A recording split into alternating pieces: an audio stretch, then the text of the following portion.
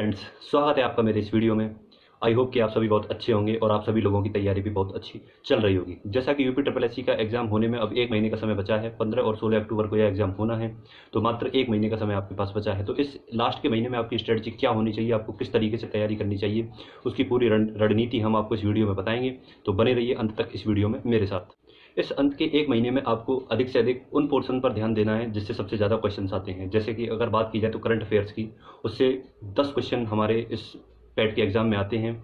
तो इसीलिए आप पिछले 1 साल का करंट, जैसे कि अगर हम बात करें तो जनवरी से लेकर के इस सितंबर महीने तक का करंट आप बहुत अच्छे से तैयार कर लें। और इसकी तैयारी करने के लिए आप उत्कर्ष की गौरव सर की क्लासेस को आप देख सकते हैं, जो सीधे 6 महीने की क्लासेस को एक साथ मैराथन क्लासेस में पूरा कंप्लीट करा देते हैं। और उस क्लास को अगर आप 2 बार देख लेते हैं तो आपकी पूरी करंट अफेयर की प्रॉब्लम सॉल्व हो जाएगी। हिस्ट्री में आप मॉडर्न हिस्ट्री पर ज़्यादा फोकस करें और जो राष्ट्रीय आंदोलन हुए हैं उन पर आप ज़्यादा फोकस करें, क्योंकि आज के समय में इस पोर्शन से ज़्यादा क्वेश्चंस बनते हैं। अगर ज्योग्राफी की बात करें तो आप फैक्ट बेस्ड क्वेश्चंस को ज़्यादा याद करें। भारत के पड़ोसी देश, भारत के कितने राज्यों से कर्क रेखा होकर गुजरती है, भारत के कितने राज्य समुद्री तट सीमा से सटे हुए हैं, भारत की जलवायु, भारत की खनिज, भारत की मृदा, इस तरीके के फैक्ट बेस्ड क्वेश्चंस को आप ज़्यादा फोकस करें। मैथ की अगर बात करें तो केवल 5 से 6 टॉपिक्स ही ऐसे हैं जो एग्जाम में पूछे जाएंगे, केवल उन्हीं से क्वेश्चंस बनेंगे। तो आप उन टॉपिक्स को अच्छे से तैयार कर लीजिए, आप आसानी से उन क्वेश्चंस को कर सकते हैं।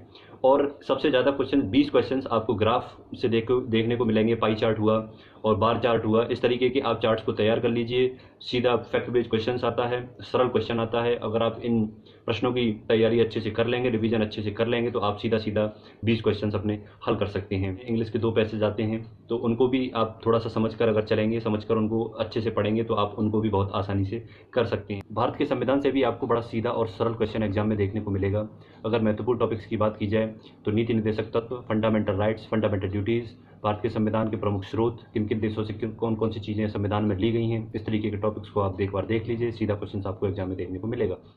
रीजनिंग से 5 बड़े ही सरल क्वेश्चंस पूछे जाते हैं, तो आपको उन पोर्शन पे ज़्यादा ध्यान देना है जहाँ से ज़्यादा क्वेश्चंस आते हैं। जैसे जनरल अवेयरनेस, करंट अफेयर्स, इन दोनों पोर्शन से 10-10 क्वेश्चन पूछे जाते हैं। डाटा इंटरप्रिटेशन, पाई चार्ट, इनसे सीधा 10-10 क्वेश्चन पूछे जाते हैं, तो सीधा 40 क्वेश्चन आपके ये आप आसानी से सॉल्व कर सकते हैं। मैथ के 5 क्वेश्चन बड़े सरल होते हैं, हिंदी के 5 क्वेश्चन भी बड़े आसानी से आप हल कर सकते हैं। तो इन टॉपिक्स पर आप ज़्यादा फोकस करिएगा।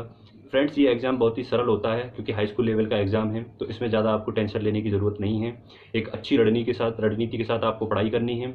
रिवीजन ज़्यादा से ज़्यादा करना है। जितना आप रिवीजन करेंगे, मैथ के क्वेश्चन सॉल्व करके देखेंगे, उतना ही आप इस एग्ज़ाम में मार्क्स गेन करेंगे। इस एग्ज़ाम में आपको कोशिश करनी है अधिक से अधिक मार्क्स गेन करने की, क्योंकि ज़्यादा से ज़्यादा मार्क्स अगर आप गेन करते हैं तो ये आपके लिए बहुत अच्छी बात रहेगी। क्योंकि यूपी ट्रिपल एससी आयोग के द्वारा अगले 2023 तक जितने भी एग्जाम निकाले जाएंगे वो इसी की मेरिट लिस्ट के, पैट की मेरिट लिस्ट के अकॉर्डिंग ही सेलेक्ट किए जाएंगे। तो जितने ज़्यादा आपके मार्क्स होंगे इस एग्ज़ाम में, उतने ही ज़्यादा एग्ज़ाम में आप पार्टिसिपेट कर सकते हैं और आपके सफल होने की संभावनाएं अधिक बढ़ जाएंगी।